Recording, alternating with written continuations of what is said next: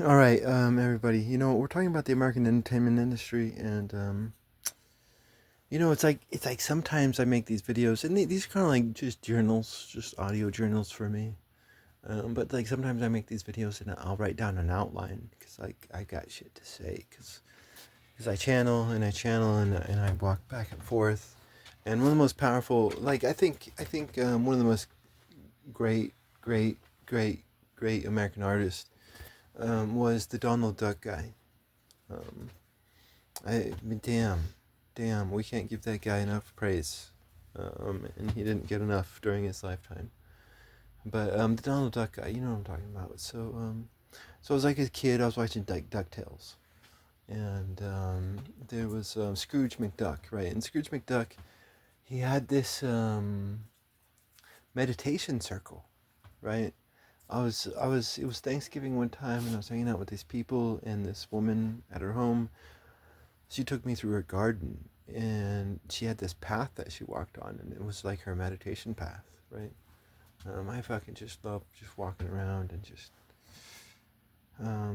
so sometimes again, this is kind of like just a fucking journal, whatever, for me, um, that I'm doing, and but I'm always pacing back and forth, and sometimes I do write down a like an actual, what's it called, fucking outline. I'll write down like a fucking outline, right? And because I have shit to say or whatever. But like a lot of times I'm just doing a mental outline, you know. Um, but I've got nothing right now. Like seriously, I'm just my balls are hanging low, and I'm drunk, and I'm just talking right now. When we're talking about the American entertainment industry, and I do have a lot of stuff to say. It just doesn't come to my head when I want it to. Sometimes. Um, But let's continue talking about the American entertainment industry. And just, I don't have anything, no outline, no nothing. Because sometimes I create a physical outline, and then sometimes it's just a mental outline. And just blah, blah, blah, blah. But right now, I've got nothing for you. So let's start talking about the American entertainment industry. And you know what? I think for me, one of the great bright moments within my past is definitely Batman the Animated Series. Um, like when I was watching that, I just thought this was just literature. This was great. This was great American art. It was great fucking American art. Now, I haven't seen it since I was a teenager, and I still hold that opinion. I still hold the opinion that Batman the Animated Series is just great American art. Um, but um, I also, as at the same time that I was watching Batman the Animated Series, I was also watching Die Hard, right? And at the time, I like same thing. I thought Die Hard was just the greatest fucking American art like ever. Like oh my god, like I was a fucking Die Hard fucking fan, boy. Like shit. Um, but then like later on, I'm watching Die Hard as an adult, and I was just kind of embarrassed because I'm like, oh my god, this is just cheesy testosterone fuel, you know. And that can be great. Like one of the stories that I've like recently, which is I think Australian maybe, but it's Mad Max Fury Road. Oh my god, and that's testosterone fuel, but that's artistic testosterone fuel. Like that scene, like oh that whole movie is just great, great, great. Fucking Mad Max Fury Road. Damn. Like and the acting, the cinematography, the characters, like damn. Um, and that's kind of testosterone fuel like Die Hard, but Die Hard was just kind of cheesy, you know. Although it had one of the greatest actors within it, R.I.P. Snape, right? Like damn, that guy just like you take a theater actor, you fucking like hey do this slap movie shit, and damn it elevates it. But it was kind of cheesy, and so I'm kind of afraid to watch Batman the Animated Series again because like I might have that diehard moment where it's like maybe it wasn't as good as I thought it was, but still at the time when I was a teenager, I just thought like for me, I get really nauseous, and I get really really angry when I see the modern iteration of Harley Quinn. I do, because I think Batman, the animated series Harley Quinn, was just a sexy fucking bitch. Like, she was intelligent. She was a psychologist.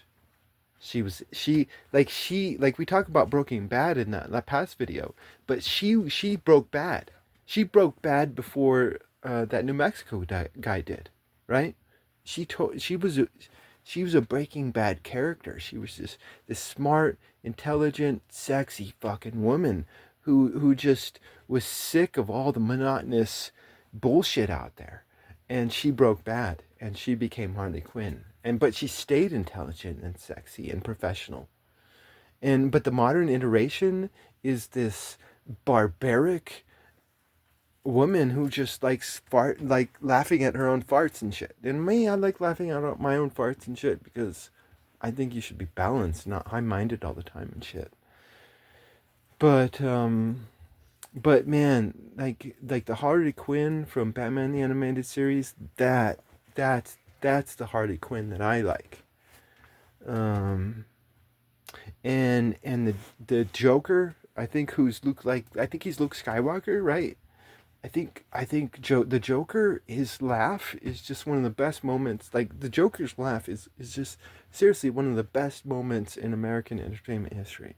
Is the Joker's laugh from Batman the Animated Series. Like, props to that guy. Like he did an amazing job in fucking Star Wars, and he did fucking an amazing job in Batman the Animated Series. I can't praise that like again, and I would like to see it again. No, I would. Um, like another thing that I want to see, because I got into this phase, this recap phase, until like I'd seen all the recaps ad nauseum. But like online, you can watch all these videos, and some of them are recap videos of movies and shows. And so I was watching these recap things, and so one of the things that I really want to see is apparently there's this British show, and I was watching the recap to the first season of this British show, and it was just fire. Oh my god. It was about a world of superheroes. It was about a world of superheroes, and all the MCs, they're superheroes. Each one of them has superpowers. Now, the main MC has superpowers, but at the time, she doesn't know what his superpowers are. But it's funny. It looks so funny because you have these people with superpowers, but they're just like us. They're just like us, and they're like, it's like the whole show is like a celebration of insecurity. Like, oh my god, it's just funny. Um, but it looks really funny. That's one show that I definitely have on my list of things to watch. Like to me, it's been great that I've kind of been out of the American, or just not just the American entertainment industry. I've been out of the entertainment industry altogether for 5 years or so. You know, that's free. Like I was able to see The Witch online for free, and fuck yeah, hell fucking yeah. Um, but you know, like to me, it's been good because like there's probably a lot of great stuff out there, and so I can just sit down one day and what's it called when you just sit there and you just watch and watch and watch and watch and watch. There's a name for it, but whatever. Are you coming to lie down? I'm gonna lay down. Nice. But Okay. I'll join you here in a bit because I'm done. I don't think my energy. We got 3 big bears. Oh, that sounds good. No, well I got 2 right here. I got 2 Dos Equis, and we got 3 still reserves. Oh, okay. We're talking about um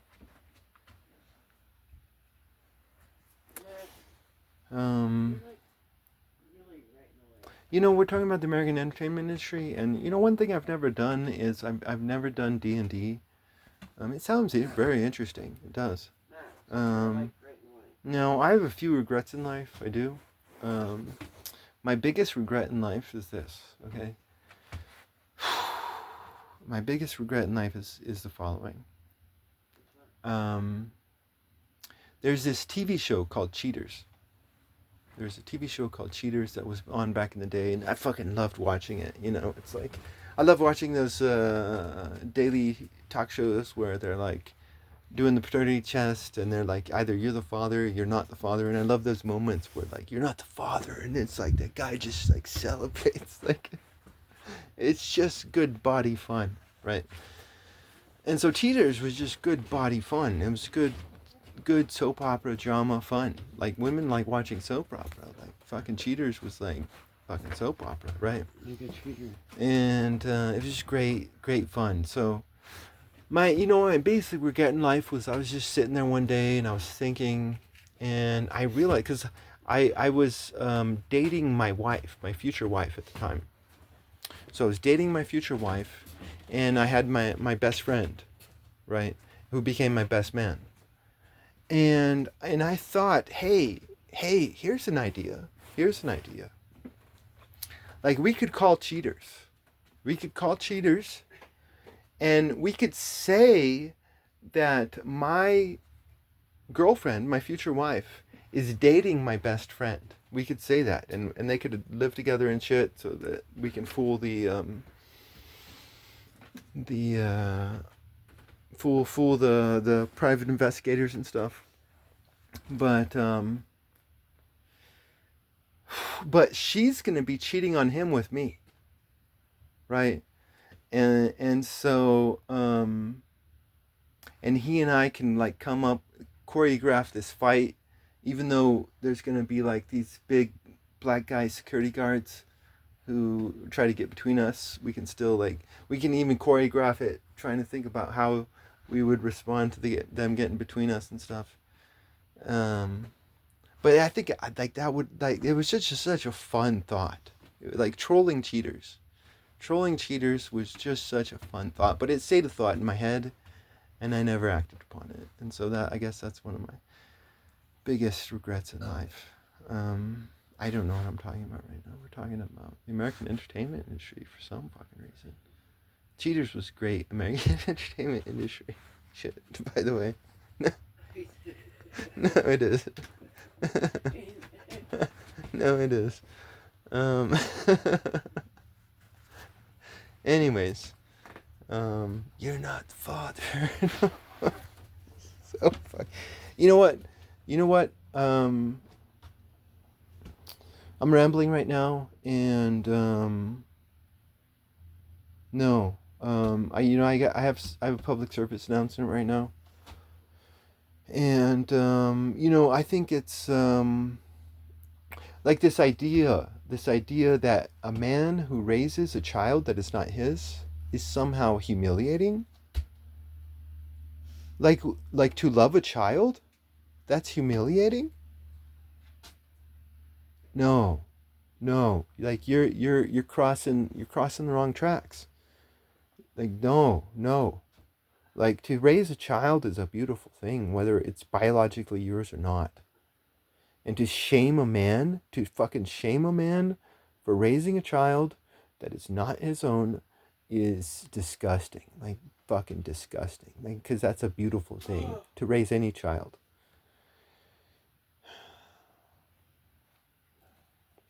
So here's to all you cucks out there. Which I don't even think I can say that. I think this video's probably gonna be taken down now, maybe, because I said a word I shouldn't have. I don't know. Crazy fucking weird world we're living in, man. Shit. But it's great too, because it's like one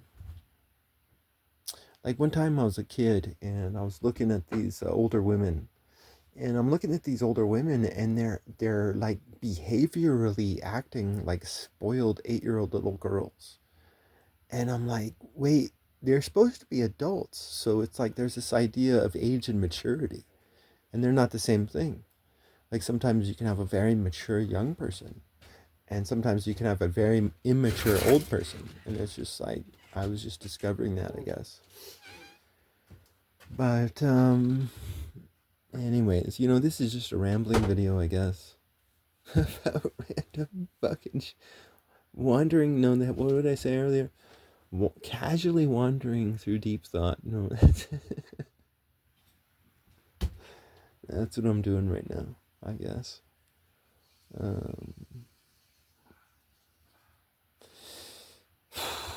And talking about the American entertainment industry, I think that guy had good style too.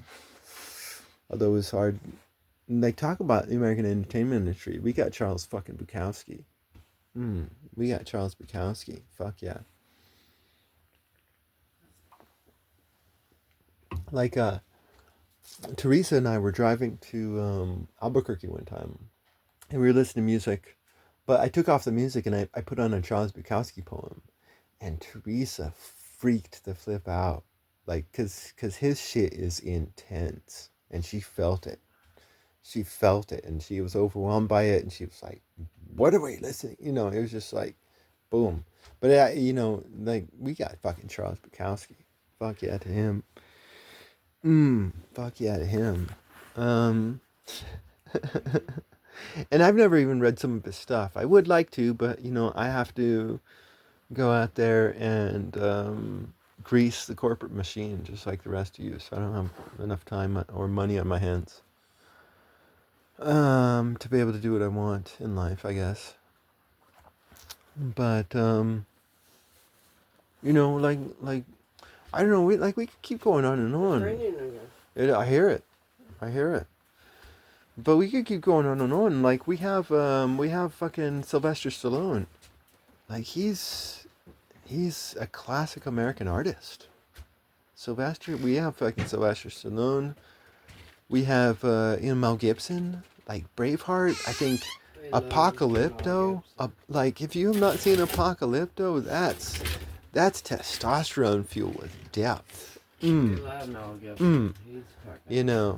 mean, like, I never watched that stupid Jesus shit that he did. Oh, it was beautiful. Well, like, it looks cheesy. Like, he died. No, you would No, cry. he died. Like, get over it. But You would cry. okay. Passion of Christ. Yeah, no, I don't think I ever want to watch that because it looks just like cheesy. Maybe. I don't think so. No, I don't think so. Anyways, but his stuff that he's created. I don't know about his recent stuff. Like, if he keeps doing some of that stupid shit, then like, what a tragedy. But Apocalypto, which is not even written in American English, fuck yeah. You know what? The best fucking Mayan story ever written? The best Mayan story ever written was written by fucking Mel Gibson, who's originally Australian, but now he's American. So fuck. I mean, there's just so much great shit out there. I mean, anything, fucking, what's his name? What Tom Cruise. Anything Tom Cruise does is just amazing, and like that guy's not even acting; he's just being himself, right? Um, like, and that's awesome. That's awesome, right? Like, I'd like to meet that guy. Although I wouldn't like to talk to him about religion and shit, because he sounds kind of fucking weird. But like, as an actor, like, damn, like, anything Tom Cruise does is just fucking amazing. What was that movie? Like, oh my god, one of my favorite movies is he was in it. No, Tom Cruise was in it. Tropic Thunder. Tropic fucking Thunder. I fucking loved that fucking movie. And Tom Cruise nailed, and they all nailed it. Every single one of those fucking actors nailed that movie. Tropic Thunder. No, that's some good shit right there. I don't know. Here's just, we're just talking or whatever, and like, I've seen these, like, Bollywood movies and stuff, and to Americans they look maybe kind of weird, but I think one of the inspirations to Bollywood movies, it appears to me, correct me if I'm wrong, but it appears to me that one of the inspirations for some of these Bollywood movies is Looney Tunes, right? There's like this Looney Tunes inspiration to some of these, and if we want to talk about American literature and art, like Looney Tunes is it. Fucking Looney Tunes is fucking it. Like we got a lot of great American entertainment, and Looney Tunes is just American art, I think. Um, if you've never seen, you took a wrong turn in Albuquerque, um, then you haven't seen American entertainment, seriously.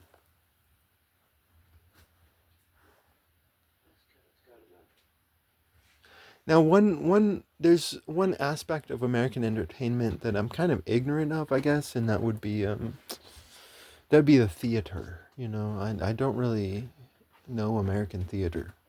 Um, no, and like I've heard about Cats, and again, like I'm never the type of person to judge something before I see it. Now I will be biased, and in order to be healthy about critical thinking, you have to acknowledge your biases, right? So, like for me, one of the great moments in my life was Firefly. I watched Firefly. My wife and I watched Firefly, and we were just like couldn't get enough. Now, my wife and I were like, I'm a Gen Xer. She was like maybe a few years younger than me. We were both same age, and both of us were teenagers whenever Buffy the Vampire Slayer came out, and both of us thought, oh, that looks cheesy. That looks fucking cheesy. We saw Buffy, and we didn't want to watch it, and I never watched it, and she never watched it. But then her and I watched Firefly, and we just became obsessed with Firefly, and we learned that Firefly was created by this guy Joss Whedon, right? And we learned that Joss Whedon was the one who did Buffy, the Vampire Slayer, and we were like, what? Because both of us had dismissed it and we had judged it. Um, but then so we're like very both of us like were trepidatiously putting this show on to watch it because we had judged it. And we started watching Buffy the Vampire Slayer, and it damn, like if you haven't seen Buffy the Vampire Slayer, go fucking watch that shit. That's some great American entertainment. Um, I know there's some accusations that Joss Whedon is a chauvinist, maybe. I don't know. But I don't know. Like for me, I think one of the biggest dangers for an artist is artistic pride. Like you gotta fucking deal with your artistic pride. And if you do not deal with your artistic pride, then you're not gonna be a great artist. Um, but it's hard. It's hard to deal with your artistic pride, and sometimes it's mean to be able to. So I don't think he's a chauvinist, but I don't know what happened. So I don't know. I just know that Buffy and Firefly were just fucking great fucking shit. Um, yeah, no, I mean, damn, Joss Whedon, fuck yeah, hell yeah to you. I hope you can go out there and recreate that magic for us. But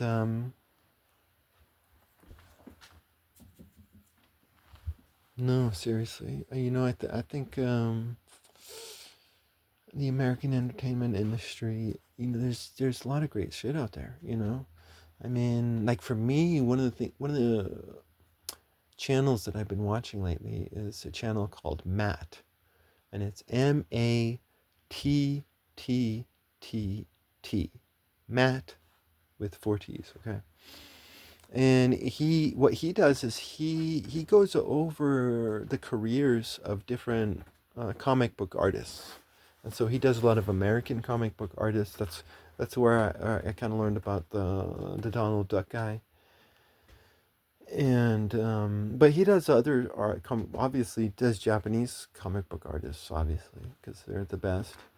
Um, but he's done other stuff, and like for me, one of the amazing, crazy things is like you have all this AI talk out there nowadays, and all you have all these people opposed to AI. I'm opposed to AI, and they're virtue signaling and all this silly, stupid shit because they're ignorant as hell and they have no idea what they're talking about. But they're for the artist, and that's the superstitious emotion that they like to tell themselves. They're for the artist. They're for the artist. They're for the artist, and so they're gonna condemn and accuse and just. But whatever. Manufactured consent is what this whole AI conversation is about. But whatever. Um,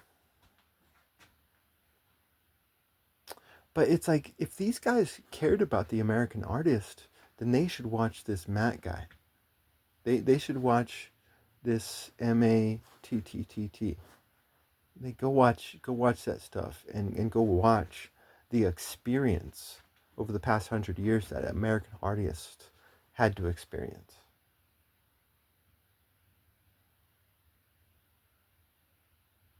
Because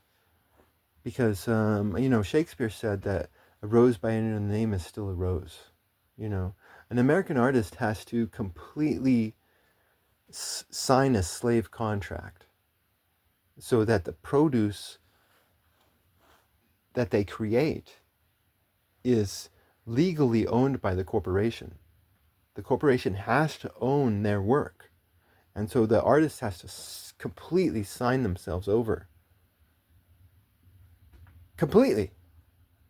Like a slave is a slave. A rose is a rose.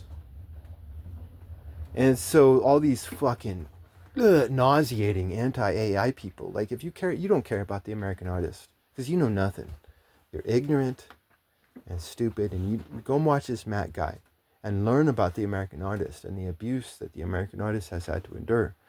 And a lot of this is systemic. I don't necessarily blame any conspiratorial shit.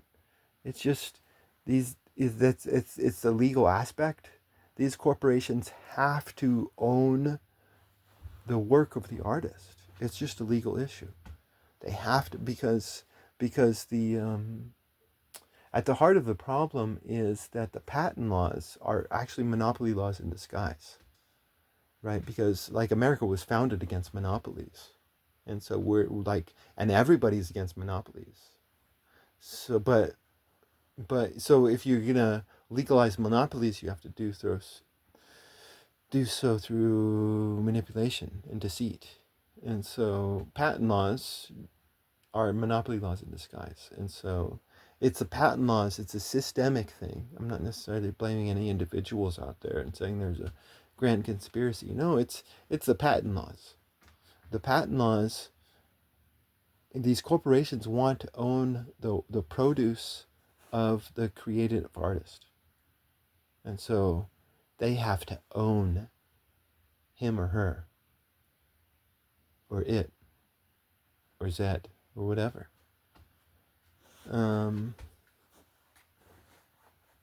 So yeah, and I'm totally like entering into shit that I should not even be talking about right now. Oh my god. But it is what it is, right? It is what it is. You're all victims. Like I don't look down on any of you, really, technically. But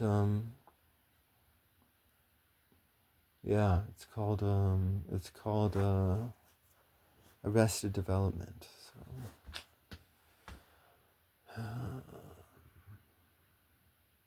you want to know good American art, and this is gonna go into a tangent. Like this is gonna just go far off kilter, and I personally do not necessarily support the political ideas of the figure that I'm about to bring up. Not at all. I'm speaking purely on an artistic basis, on a pure artistic basis, and not on a political basis. I do not necessarily condone or support any of the ideas of the figure that I'm about to name. But if you want to know an example of an American artist, then you need to watch Alex fucking Jones. Oh my god, that guy is amazing. He is like as a word master. Like we have fucking Malcolm X, we have fucking Martin Luther King. Like we got some word masters within our history, but like Alex Jones, that guy's a fucking word master. Like he's able to just move words around on a scientific and artistic basis. He's a word craftsman.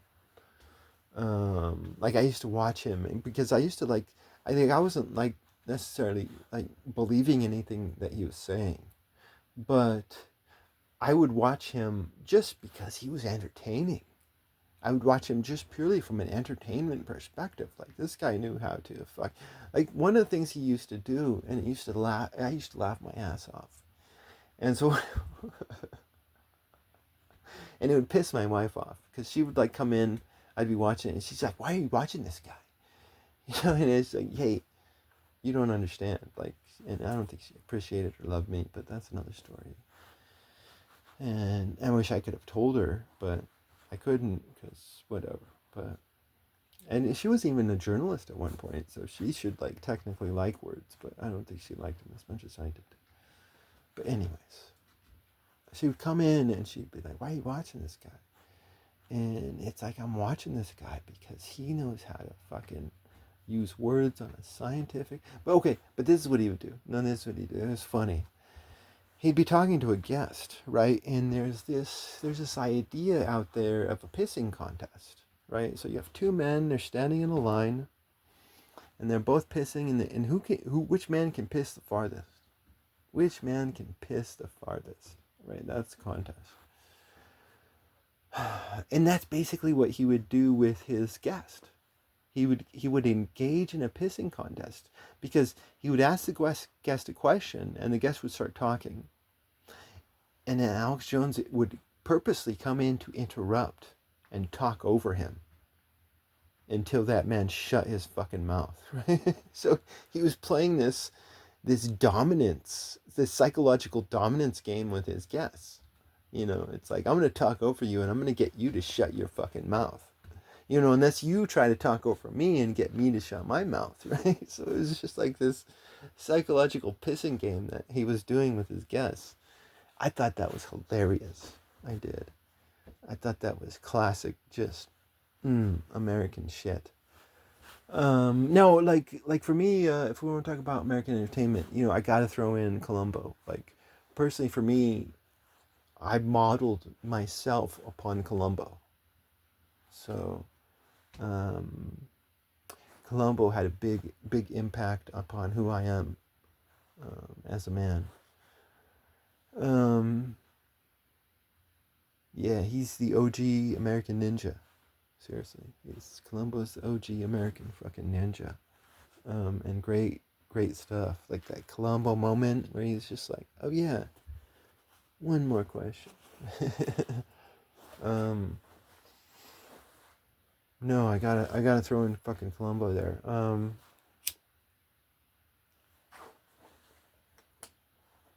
But yeah, no, I don't know. I don't know. No, I don't know.